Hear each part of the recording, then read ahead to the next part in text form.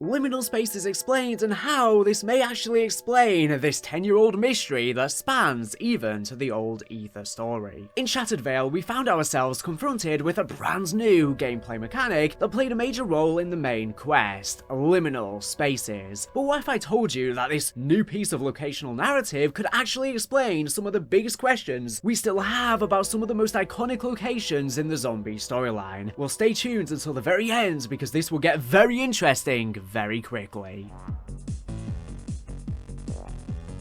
First off, for those who haven't played the map yet or have forgotten, let's explain these so-called liminal spaces. Well, throughout Colton Hall, we encounter several paintings, each with a complicated device mounted to it. As we progress through the main quest and acquire the Mark II variants, we are able to interact with the machine and charge it up with a specific Mark II, each one fine-tuned by Project Janus to access these specific liminal spaces. After gathering enough energy from killing zombies, the painting suddenly becomes a doorway into another realm, a mirrored version of the room we were in, but at an earlier point in time, and with an inhabitant residing within. In total, we open 3 liminal spaces, one in the 1970s, featuring the most recent owner of the house, Samuel Colton, one from the 1920s with Fats Malloy, and one from the 1810s, featuring the founder of the mansion itself, Josiah Shem. The reason for these liminal spaces being here and accessible was specifically in order to harvest energy present inside in order to charge the Sentinel artifact, filling it with shards of Tempest, essentially shards of time itself, prima materia. This may seem complicated, but we can discuss Eddie Richtofen and Project Janus's reasons for this later. But for now, why did Richtofen think to look into the mansion in the first place? And how did he discover the liminal spaces? Well, after a Janus employee forwarded him a thesis by a PhD student that suggested the mansion was a place of power, he thought it was worth looking into. Lundberg, PhD thesis research log, recording 5, February 4th, 1979. I'm pleased to report I finally have a complete timeline of my excavation site at the estate. No thanks to Patty over at Liberty Falls Archival Library, who gave me the runaround for weeks due to her record mismanagement. Bless her heart, I was able to retrieve what I needed. So, 1770, Josiah Shem takes the land from the natives with brute force and builds like crazy. He procures hundreds of followers who, along with himself, all mysteriously disappear in 1810. Oh, note that I will be conducting a separate and thorough deep dive into Shem. 1815, a descendant of a president is gifted the house. Over the next 100 years or so, a slew of fat cats snap up the house, most notable, a steel tycoon. His campaign against a labor union got him murdered in his bed by an angry mob. There's also this bootlegger, Fats Malloy, whose party got shot up by the feds in 1923. The place has been empty since the mid-70s when nuclear plant owner Sam Colton was assassinated by the widow of his dead employee. Now, people say this place is haunted or cursed. I think big houses attract rich assholes, and sometimes they get what's coming to them. However, Shem and his flock disappearing, that one does give me pause. And where did you find this information? A thesis study? And you're sure the energy signatures are being distorted in line with my predictions? I see. Have you spoken to anyone else? Good. You have done well. I'll be in touch. Finally. I must purchase that house. Get the right people on board. All that searching, and it was on my doorstep this entire time. To think it would be anything more than a derelict fire trap. And the locals are already so scared of the place. It's a perfect deterrent. I still cannot believe it. A real target. No more of Modi's experiments. I'll need to come up with a new venture to keep her occupied. Keep her out of my hair. And I'll need a team to identify where the liminal spaces are located. But what do I tell them? Not the truth, obviously. If our investors found out. Whatever. I will think of something. Now, how to access them? That is the real question. I wonder if one of the interns could track down a copy of that thesis. I'll do that later. There's so much to prepare.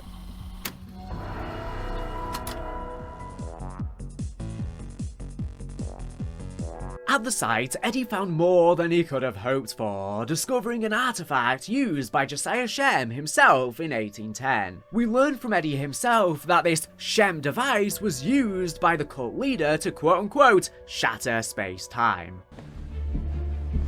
With this device, Josiah Shem accidentally shattered space-time. And a quote we get from the Sam AI upon getting an upgraded ray gun confirms to us that when spacetime shattered, individuals unlucky enough to be inhabiting certain local points were trapped within. If you want to learn more about who Shem was and what he did, I'll leave a link to my video I made on screen and in the description. But to summarise, he was seemingly coerced over many years by Cortifex the Deathless to perform this ritual, which ended up costing the lives of both him and his followers. Hear us, Deathless One. We stand ready to fulfill thine dark, unholy covenant.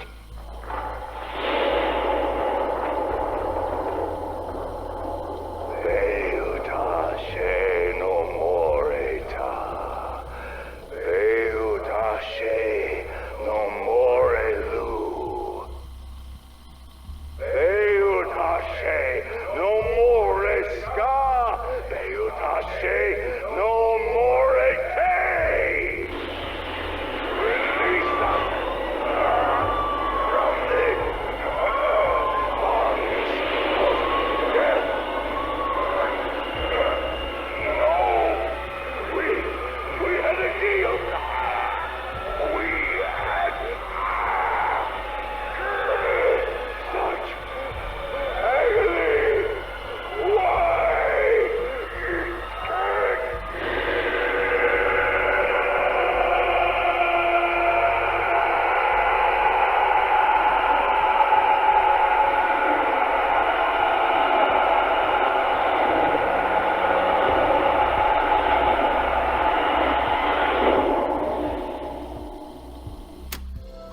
Importantly though, having discovered the Shem device, which shattered space-time in the first place, he was able to reverse engineer it and figure out a way to access these liminal spaces. This is what we see with the curated Mark II variant, based on the original that Project Janus located from the Dark Aether. But what do we mean by shattered space-time? Well, from what we can gather, because time only moves in one direction, at least in the regular world and from what we've seen in the Dark Aether narrative thus far, but things could certainly change again, it seems that specific moments in time were permanently separated from the rest of the timeline. This gets even crazier when we consider that it leaves an echo of certain individuals trapped in a liminal space, even long after they die. This could again explain, for example, the echo of the entity that we fight after defeating her initially at the ending of Modern Warfare Zombies. We may actually enter a liminal space here to fight her once more. Or this is in fact just a memory of those events playing out, and it's not just a memory of the entity, but also of the strike team, Deadbolts, fighting her again. Whereas the regular world then goes on as normal as Ixtan's outbreak is cleared up. We actually know this to be true for Shattered Veil's liminal spaces, as we are told explicitly that the three people in each of the paintings all died in the real world, and after the point in the timeline at which the liminal spaces took place. Josiah Shem died as a result of his ritual, likely being tricked by Cortifex the Deathless, which we know his liminal spaces prior to, judging by his dialogue where he said he needs to find the horned key in order to perform the ritual itself, which we know he goes. For Fats Malloy, a notorious mafia bootlegger, we are told he was explicitly killed by the police in a raid on the mansion. As for Samuel Colton, the man responsible for Liberty Falls' faulty nuclear plant we're about to see in the next map, Janus Towers, after it's been retrofitted for Eddie's goal, Colton was assassinated by a widow of one of the plant artifact workers. They are literally imprints or memories on the fabric of time, given physical form. This totally explains why, in Liminal Spaces, these characters are in a loop and relatively unaware of our presence. They can only think and do what they did in that moment. The difference being, we can actually interact with them. They are not just static recordings. Well, what do we do with them? As I said earlier, Eddie intended to use them to charge the Sentinel artifact, which would allow it to manipulate prima materia, the first matter, the fabric of reality. If we look back to the Rhodes file from the ending of the tomb, we can read that Cortifex instructed the pharaoh Amenhotep to feed the artifact Shards of Tempest. We actually speculated at the time that this meant memories, and it appears we were exactly right, although more in a metaphorical sense as opposed to a literal shard. But after all, prima materia has also been represented as red crystals, shards as well. These liminal spaces are literally shards of time, very appropriate as the word shattered comes up repeatedly. And this even gives better clarity to the other Shem file, this time 49, as it describes the Horned Key as granting them eternal life, that they will dwell forever in their promised realm, bidding farewell to the flesh. That's because they transcend time. They exist outside of time, in essentially an endless loop from a specific point in time. They are no longer restrained by the bounds of regular life, as they have broken the bonds of mortality. So whilst yes, Cortifex tricks them, he's also not technically wrong. But why did Cortifex even have them enact this ritual? That's a question for another day. But you might be thinking to yourself that this seems like a very convoluted way to charge the artifact. As we know from the Chaos storyline, an artifact is charged during the course of a Sentinel trial. Would it not have been easier for Janus to simply activate the artifact and start one? Well, no, not at all. First and foremost, as they theorized when the tomb came out, the Sentinel artifact seems to be completed from the end of Voyage of Despair, having been sent back to its original home in the Dark Aether Nexus, with Yggdrasil, with its key still in place. This might mean it's actually not even possible for another trial to begin. We don't know if many trials can be completed with Sentinel artifacts. I don't think it's ever explicitly stated, so for all we know, it's only capable of being achieved once. But even ignoring that, why would Janus actually want to start a trial to begin with? The last time a Sentinel trial was activated without colossal damage, it was in the 1st century AD by the ancient incarnation of the Order, who had a wealth of knowledge about the artifacts. This is what we see play out on the map 9. Richtofen, we learn in this map, didn't even care about the Sentinel artifact, which was originally Kraft's plan, before he realized the danger of it, until Modi's research failed spectacularly in an attempt to clone his son Samuel, leading to him mutating and Richtofen having to euthanize it. Because of this, Richtofen would likely know very little, and wouldn't even have his father to ask for guidance, as Kraft totally rejected his ideas about using the artifact to restore his family to life. Whilst not explicitly stated, it does make sense that Kraft originally pondered on the idea in an attempt to restore his deceased husband Sasha, but realised in doing so it would send him on a dark path, a tragic game, one that Richtofen has picked up on, and one that Kraft could not give his blessing for, leading to their tumultuous fallout. But Richtofen is not like Kraft. Richtofen will take risks, regardless of the effect it can have on him or the people around him or even the world itself, but not to the extent of jeopardizing his family's rebirth, and so would likely not risk the colossal unknown that would be a Sentinel trial if it's even possible. As a result, he required an alternative means to power it, and he found that in the form of the Shards of Tempest written about so long ago, that he discovered in the form of the Liminal Spaces. These would allow him to charge the artifact in a controlled and relatively safe setting, far more in line with his calculating nature we saw especially in the background story of Cold War. And it's entirely possible that the trials we do complete with the Sentinel artifact are essentially like Liminal Spaces, shifted slightly outside of reality, which is why they don't really affect the real world and time, since after you complete the trial, the area goes back to normal, like completing the Voyage of Despair one reverts the Titanic back to as it regularly crashed, all of the zombies revert back to humans, no one has any recollection description of what exactly took place and what transpired during the trial apart from those who actually participated in it. Essentially, they happen in pockets, literally a bubble, a sphere, allowing Treyarch to mess with historical events without having to worry about how it affects the outside world, the space in between, the threshold. And these trials could essentially serve the same purpose, charging the artifact with prima materia, shards of time, in a different and I guess more arduous way. We essentially complete a trial through these liminal spaces through different means, which is cool when it resembles the Shadows of Evil rituals so much so. The Warden completed similar rituals for the Shadow Man. There are intentional parallels here. But I've been holding back on you. I promised a big revelation about the past of zombies, and now I'll deliver on that. We just first needed the context. What does liminal actually mean? Well, any online definition will tell us it means between two places, on the threshold. In a broad sense, this explains why the liminal spaces are accessed within paintings, but there's more. Let's go back to Blood of the Dead. We can hear the Warden communicating with the Shadow Man, who he believes to be the devil. The time has come. The sponge is wet on my crown. The cap screws tightened. The switch in my hand.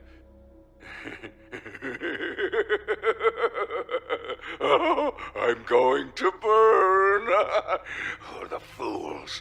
They want justice for the toll I've extracted from this forsaken island. Sir? There's some men from the Bureau here. I stalled them as long as I could, but they're on their way to your office now. What do you want me to tell them? Justice? Ah! There is no such thing. There's only the will of the Dark One. Okay. I'll just tell them you're not feeling so well then, yeah? Do as you wish.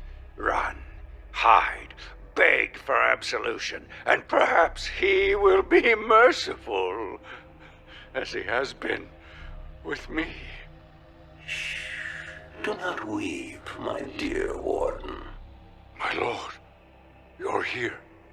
Of course, more or less. The threshold awaits, my friend. Yes. Yes, the threshold. One last flash of light, and the sun shall vanish into the sea. And the darkness? The darkness shall spread. Through every fiber of creation it shall spread. Listen, I told you, he ain't here. He went to see some special doc on the mainland. You guys are wasting your time. I shall be its instrument. Oh, come on, guys, cut me a break. I shall bleed the chosen few. Better hurry. The gateway will open, and paradise will fall. Ah!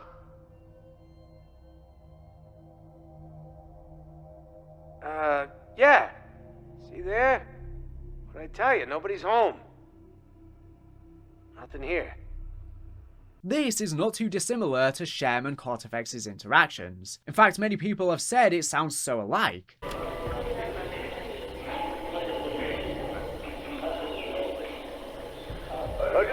me, brethren. With this sacrifice, we conclude the second rite. The glorious hour of our ascension draws nigh. We, who have toiled sore long these 40 wretched years. We, who have endured the bile, scorn, and pity of Liberty Falls and its shape.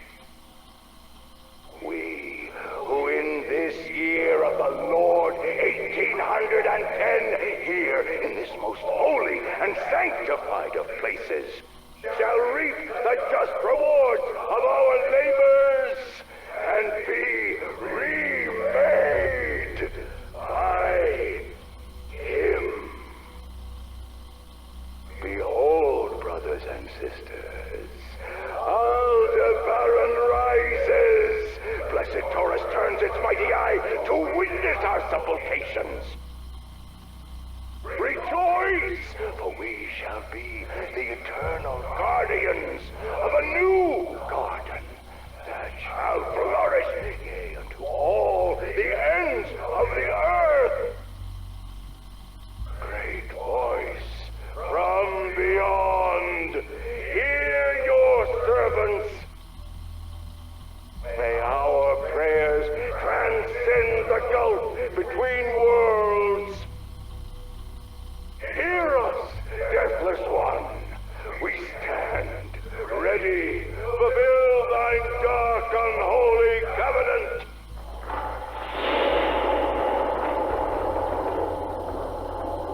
Veuta she no moreta. Veuta she no more lu. Veuta she no more ska. Veuta she no more te.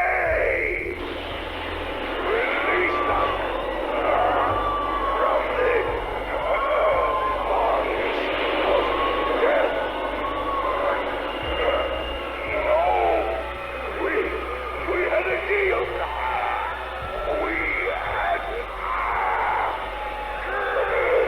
such agony. Why?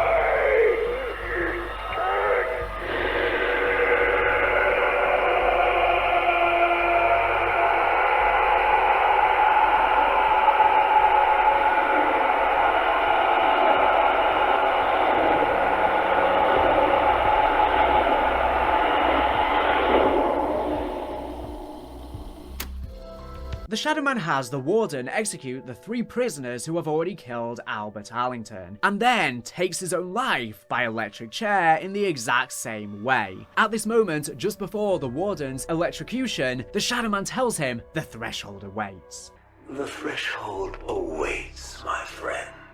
And then, at the very next moment, the Alcatraz pocket dimension was created. Let's think about the main inhabitants of the realm, the 4 mobsters. They're constantly stuck in an endless loop. A cycle, unaware they were already dead, and in a world shifted slightly from the real world.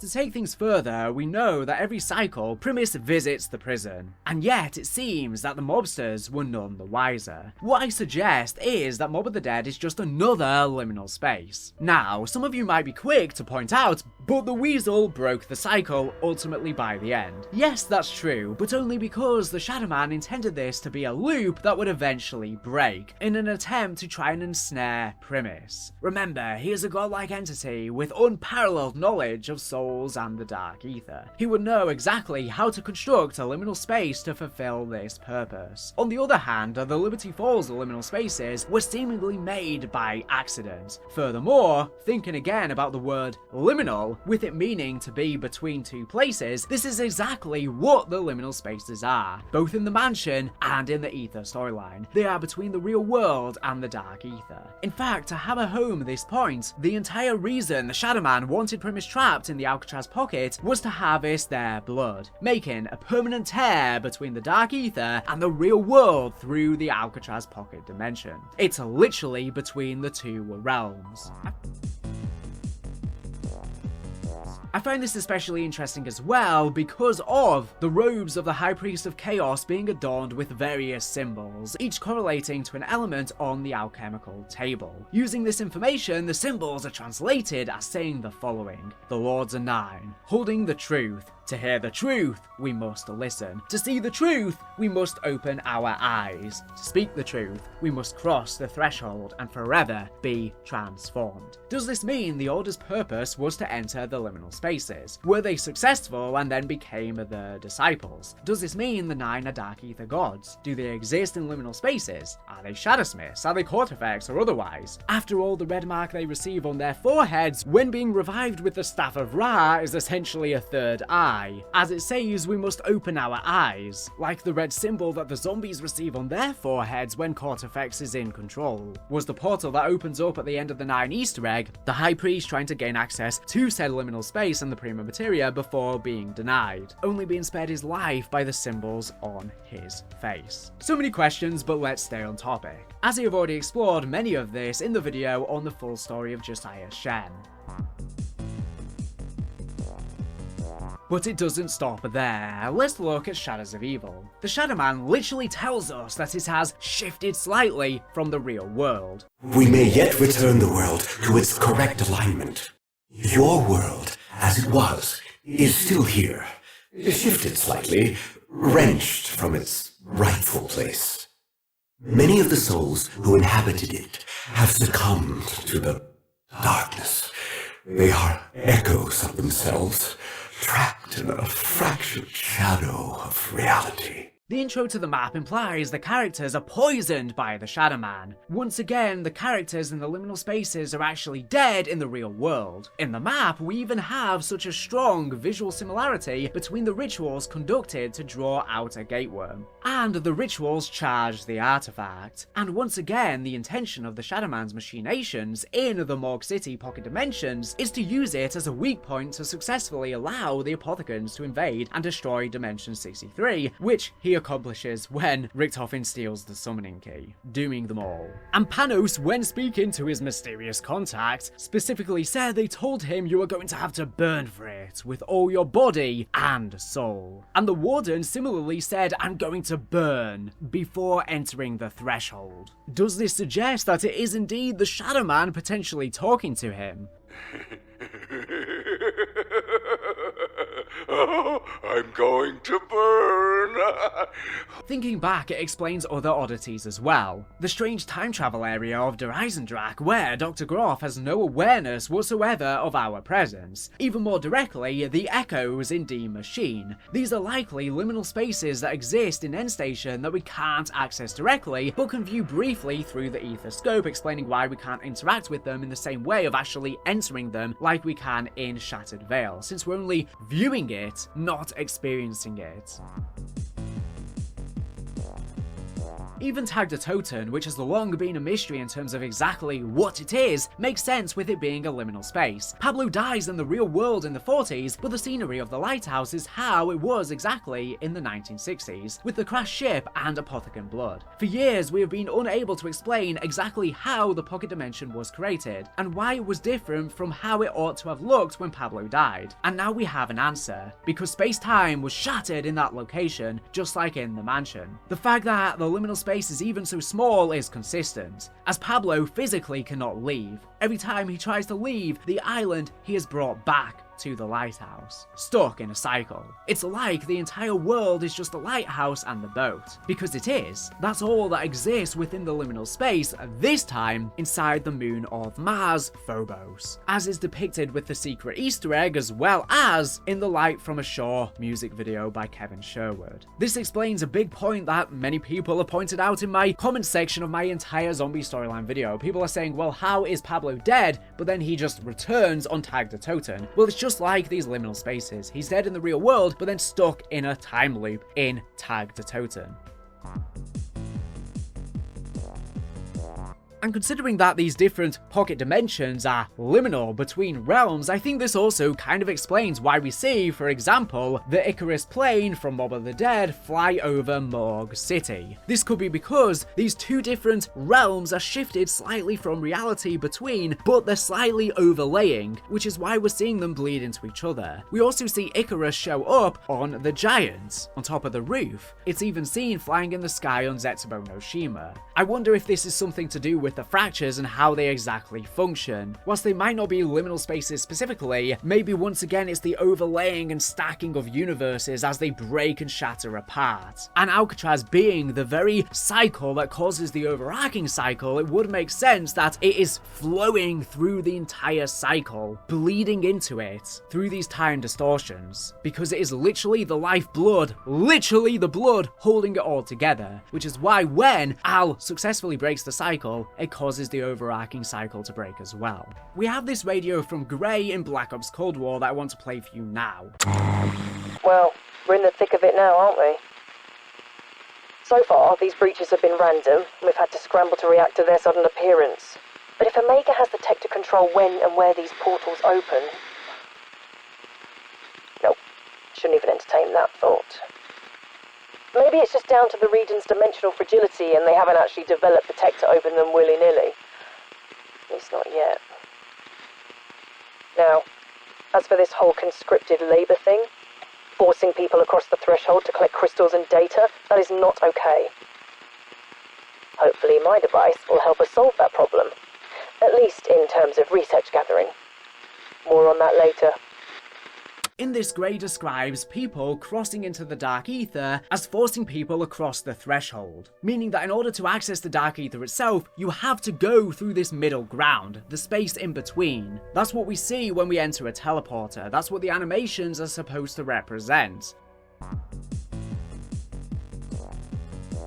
But what do you lot think? Do you think this is a really cool find, or is it delving way too far into headcanon? Obviously, I don't believe that Trek planned out the concept of liminal spaces this far back, but I do think that this is all the same idea that they have been slowly experimenting with and fleshing out over the years, expanding on its lore, and now they have finally gotten enough written about it that it all sort of clicks into place. This could actually be an answer to the problem of the shared Call of Duty universe for the future storyline, where now zombies maps can just exist within a liminal space and be able to affect each other, but not mess with the campaign and the other game's canons. This could set up the stage for the original characters returning in COD 2025, Black Ops 7, whatever it's called, in a way that doesn't undo their deaths in Tag Der Toten, where they are not truly resurrected, but it's their memories, their essence, simply exists in liminal spaces for the Shadowsmiths to try and harvest to restore the multiverse and plunge them back into real existence in the regular world. We can explore other universes and alternative timelines we never explored in that infinite multiverse we had before, as simply memories, before their eventual deaths on Tag Der Toten, which yes, it was just Primus and Ultimus that died, so there's a near infinite amount of other iterations we never got a chance to see. That is very much true, and we're going to see a new version of them in COD 2025 that's apparently younger than Ultimus but older than Primus, somewhere in between. But because they were tied to the elemental shard, it didn't really matter which version was wiped at the end. They all got purged together. So really, if they are in liminal spaces, it could be pre the collapse of the multiverse, essentially. This is again a topic I explore in a video on space-time shattering once again, and what it means for Black Ops 7 / the future story. That will be coming out either already by the time this video is live or going up very soon, which will be linked on screen and in the description once it is. And in that video I explored how each map for these characters could be different liminal spaces for them in that game, mirroring the original multiverse / Black Ops 3 style of story arc. But that's all of the information you need to know for now. Definitely check that out if you want to see the idea explored further. Are there any other topics from Call of Duty Zombies, whether it be the Dark Aether story or the Aether story, or in this case a bleeding of the two, that you want me to explore in future videos? I'm having a good balance right now of doing classic Aether content as well as Black Ops 6 content, and some content that's both of them simultaneously. I think it's really the perfect balance for the channel right now, and I'm absolutely loving it. I think it's keeping things fresh. It can get stale just talking about Black Ops 6, for example, and this way I'm talking about all of the different games in some capacity. It's making it a lot less repetitive for me making, and you guys seem to be expressing the same in the comment section. I'm absolutely having a blast. But anyways, thank you for watching the video. Make sure to subscribe if you're not here for the latest and greatest Call of Duty news and information. So anyways, thank you for watching, and